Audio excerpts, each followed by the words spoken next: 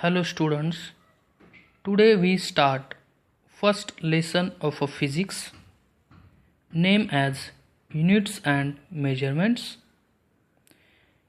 Before to start the lesson, first we say that what is science? Science means knowledge. That knowledge is obtained by systematic observations, analysis, and the conclusion.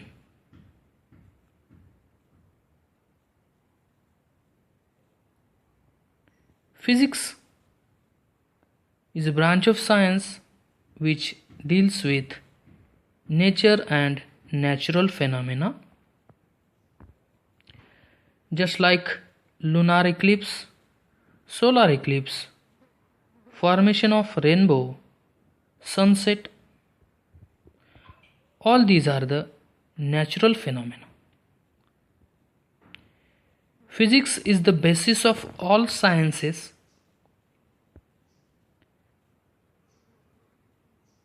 That means chemistry, biology, mathematics. Because the study of physics include observation, accurate measurement of various physical quantities, conclusions, and law formation.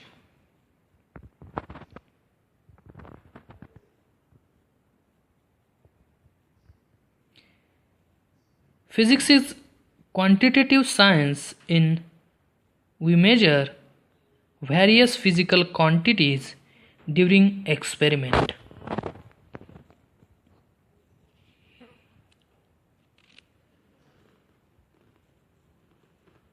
First we study the measurements.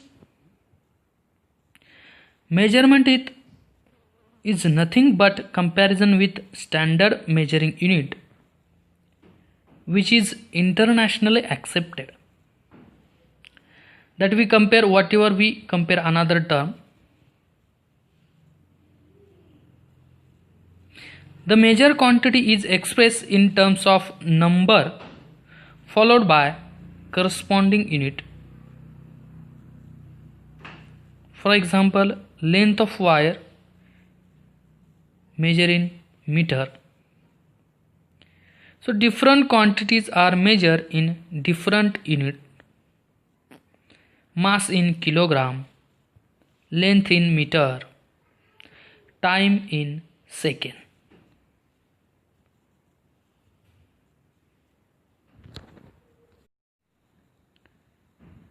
System of units. First, FPS, foot pound second. These are the British system. Second one, MKS, meter kilogram second. So these are the French system. CGS, centimeter gram second. So these system are French system. And the last one, SI system. So these all systems are used for different phenomena. So use of different system of units become very inconvenient for exchanging scientific information between different part of the world. Hence, new system of unit was accepted called as SI unit. From 1971, it get accepted all over the world.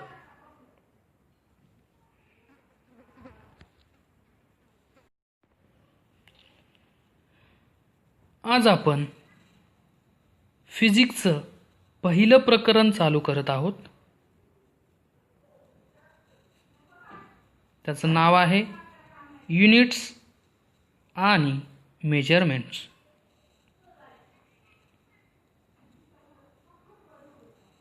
या प्रकरणात सुरुवातीला आपण पाहणार आहोत science म्हणजे काय. Science म्हणजे काय, तर सायन्स म्हणजे नॉलेज म्हणजेच माहिती घेणे. ही माहिती कशी घेणे, तर ती पद्धतशीरपणे घेणे. त्यामध्ये जो गणितीय भाग असेल म्हणजेच त्याचं ॲनालिसिस करणे, त्यानंतर त्यावरून अनुमान काढणे म्हणजेच कन्क्लुजन ऑफ सायन्स.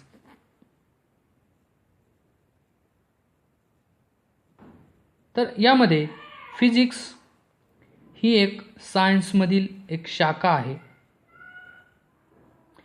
तर त्यामध्ये आपण निसर्गामध्ये घडणाऱ्या ज्या काही गोष्टी आहेत त्याचा आपण स्टडी करणार आहोत. म्हणजेच nature and natural phenomena. Just like सूर्यग्रहण, त्यानंतर how to create wave on the surface of water, rainbow कसा तयार होतो, सनसेट, ह्या काही नॅचरल गोष्टी ज्या आहेत ह्या आपण यामध्ये स्टडी करणार आहोत.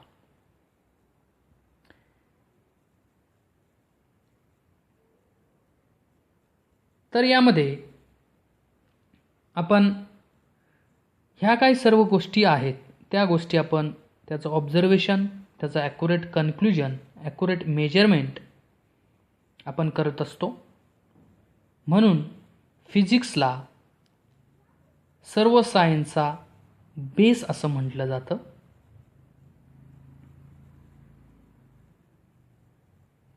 मग त्यामध्ये पहिली जी गोष्ट आपल्याला पाहायची आहे ती म्हणजे measurement.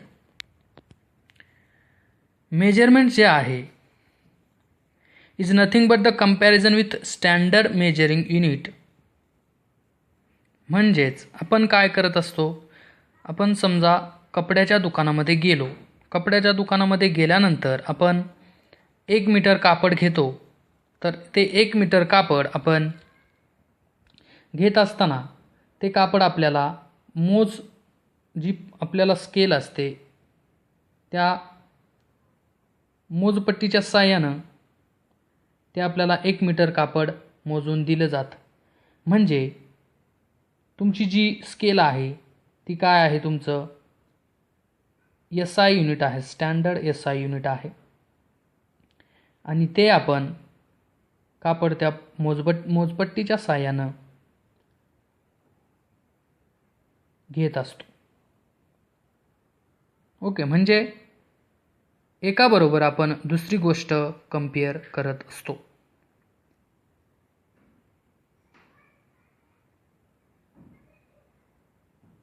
The major quantity is expressed in terms of number followed by corresponding unit. म्हणजेच लेंथ ऑफ वायर जी आहे ती आपण मीटरमध्ये मोजतो. त्यानंतर मास जे आहे ते किलोग्राममध्ये, त्यानंतर लेंथ जी आहे ती मीटरमध्ये, टाईम सेकंडमध्ये आपण मोजतो. म्हणजे डिफरंट क्वांटिटीज ज्या आहेत त्या आपण डिफरंट युनिट्सने आपण ते काय करतो, मेजर करत असतो.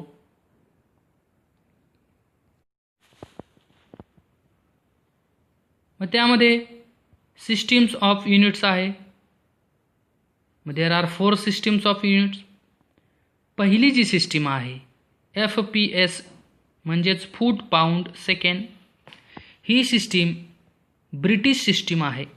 त्यानंतर MKS सिस्टीम आहे म्हणजेच मीटर किलोग्राम सेकंड सिस्टीम, ही फ्रेंच सिस्टीम आहे. Then another one is French system CGS means the centimeter gram and second system, and fourth one is SI system. ही SI सिस्टीम जी आहे म्हणजेच सिस्टीम ऑफ इंटरनॅशनल, ही system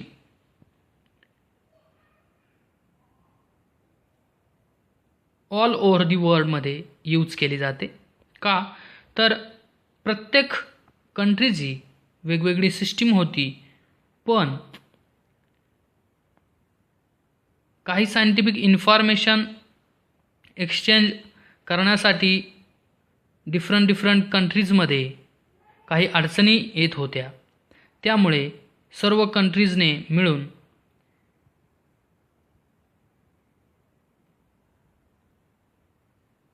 एक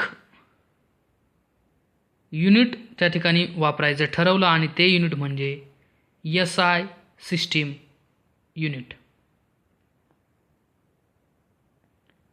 okay.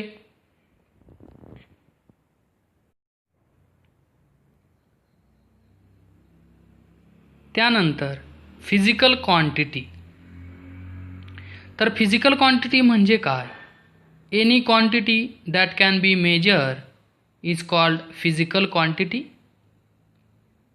For example, mass, तुमची length असेल, speed, force, work, area and volume etcetera.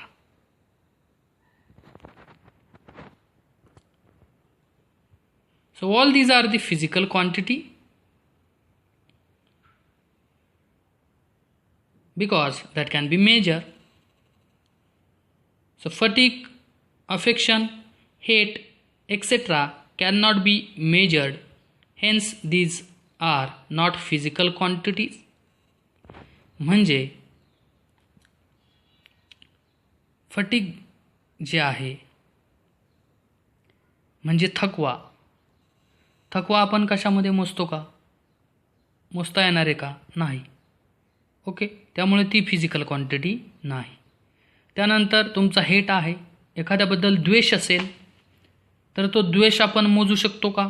नाही, म्हणजे ही तुमची फिजिकल क्वांटिटी नाही. अफेक्शन ही सुद्धा तुमची फिजिकल क्वांटिटी नाही, म्हणजे आपण ती मेजर करू शकत नाही. त्यानंतर आहे unit for measurement. A reference standard used for measurement of physical quantity is called unit of that physics. So convention for the use of SI unit. Full name of unit always start with small letter. For example, Newton, Joule, kilogram, meter, etc. म्हणजे जर दिलेल्या क्वांटिटीचं unit हे एखाद्या व्यक्तीच्या नावाने सुरुवात होत असेल तर ते आपण लिहित असताना स्मॉल लेटरने दाखवतो. Newton, joule, kilogram, metre etcetera. तर त्याचा सिम्बॉल लिहित असताना आपण कशा पद्धतीने लिहितो की त्याचा फक्त कॅपिटल आपण लिहित असतो. फॉर एक्झाम्पल, न्यूटन असेल तर कॅपिटल N, जूल असेल कॅपिटल J, किलोग्राम असेल तर K लिहितो आपण, इथे एम्पियर दिलेला आहे etcetera.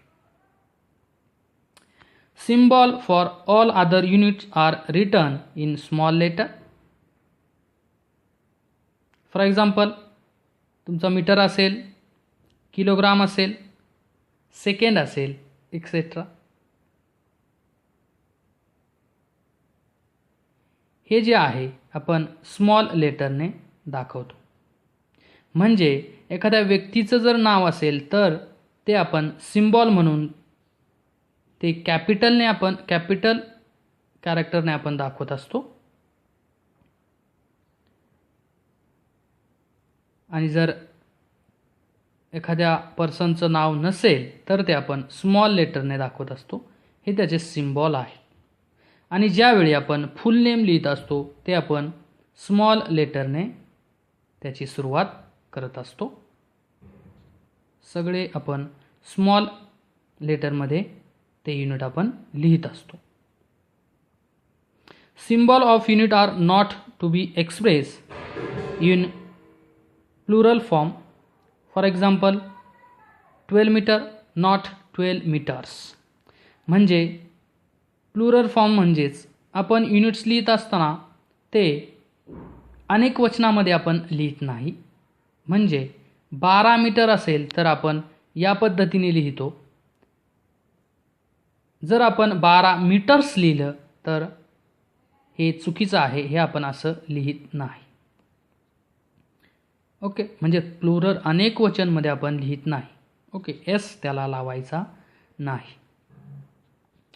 Full stop and any other punctuation mark should not be written after the symbol. Space or hyphen must be introduced while indicating multiplication of two units. म्हणजे समजा for example metre per second आहे तर ते आपण अशा पद्धतीने लिहितो. Metre space दिला जातो आणि पर सेकंद आहे म्हणून सेकंड इनव्हर्स. अशा पद्धतीने लिहिणं चुकीचं आहे. मधी स्पेस दिला जातो. A prefix symbol is use before the symbol of unit. 1 millisecond is equal to 10 raised to minus 3 second. 1 microsecond is equal to 10 raised to minus 6 second. 1 nanosecond is equal to 10 raised to minus 9 second. म्हणजेच prefix symbol जर दिला असेल milli second आहे याचं सेकंडमध्ये आपण कशा पद्धतीने लिहितो 10 raised to minus 3 second. Microsecond दिले असेल 10 raised to minus 6 आणि नॅनोसेकंद जर दिला असेल तर 10 raised to minus 9 second. So now types of physical quantities. All physical quantities are divided into two parts. First, fundamental quantities. Second, derived quantities. Let first we say the fundamental quantities. The physical quantities which do not depend on any other physical quantity for their measurements are known as fundamental quantities.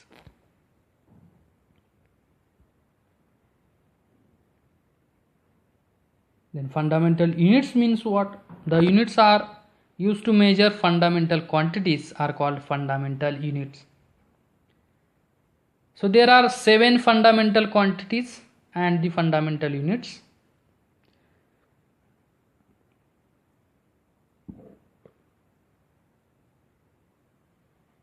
Fundamental quantity म्हणजे काय की they do not depends on any other physical quantity.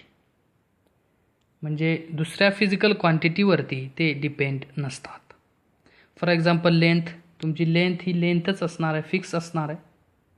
Okay, ती दुसऱ्या कुणावर depend नसणार आहे. मास, time दुसऱ्या कुठल्याही फिजिकल क्वांटिटीवरती ते डिपेंडंट नाही. There are 7 fundamental quantities. So fundamental quantities: length, fundamental unit is meter, symbol is small m. Mass, kilogram, symbol is kg. Time, second, this is your symbol. Temperature, Kelvin, and symbol is K. Electric current, fundamental unit SI unit is ampere, symbol is this. Luminous intensity, unit is candela, symbol is CD. Amount of substance, SI unit is mole, symbol is mole. तर आपण या स्टँडर्डमध्ये आपल्याला 5 महत्त्वाचे fundamental quantities आवश्यक आहेत. त्यामध्ये तुमची length आहे, मास आहे, टाईम आहे, टेम्परेचर आहे आणि इलेक्ट्रिक करंट आहे. ल्युमिनस इंटेन्सिटी आणि अमाऊंट ऑफ सबस्टन्स जे आहे हे तुम्हाला पुढील स्टँडर्डमध्ये पाहायचं आहे. त्यामुळे आपल्याला फक्त या 5 फंडामेंटल क्वांटिटी ज्या आहेत ह्या गरजेच्या आहेत. Joule is unit of all type of energies like kinetic energy, potential energy etcetera. Joule हे जे आहे हे एनर्जीचं युनिट आहे. लाईक कायनेटिक एनर्जी असेल, पोटेन्शियल एनर्जी असेल किंवा इतर. त्यानंतर ह्या 7 फंडामेंटल क्वांटिटी नंतर पुन्हा 2 फंडामेंटल क्वांटिटी सापडल्या गेल्या. त्यामध्ये प्लेन अँगल आहे. It is the ratio of length of arc of the circle to the radius.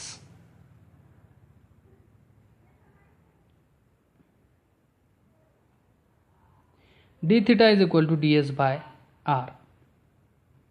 म्हणजे या पद्धतीने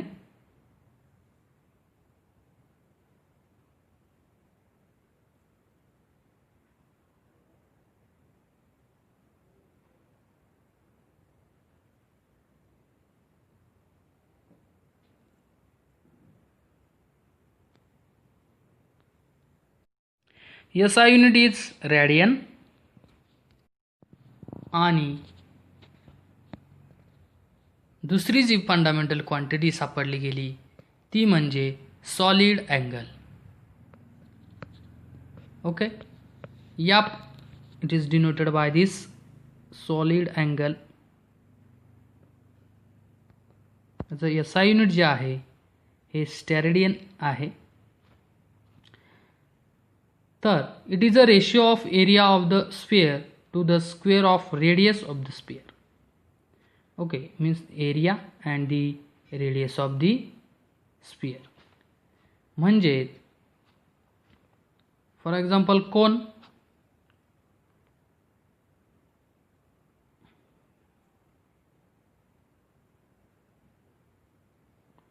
हा जो तुमचा अँगल आहे ह्याला आपण सॉलिड अँगल असं म्हणतो. म्हणून तो आपण या पद्धतीने दाखवतो. याला आपण सॉलिड अँगल असं म्हणतो.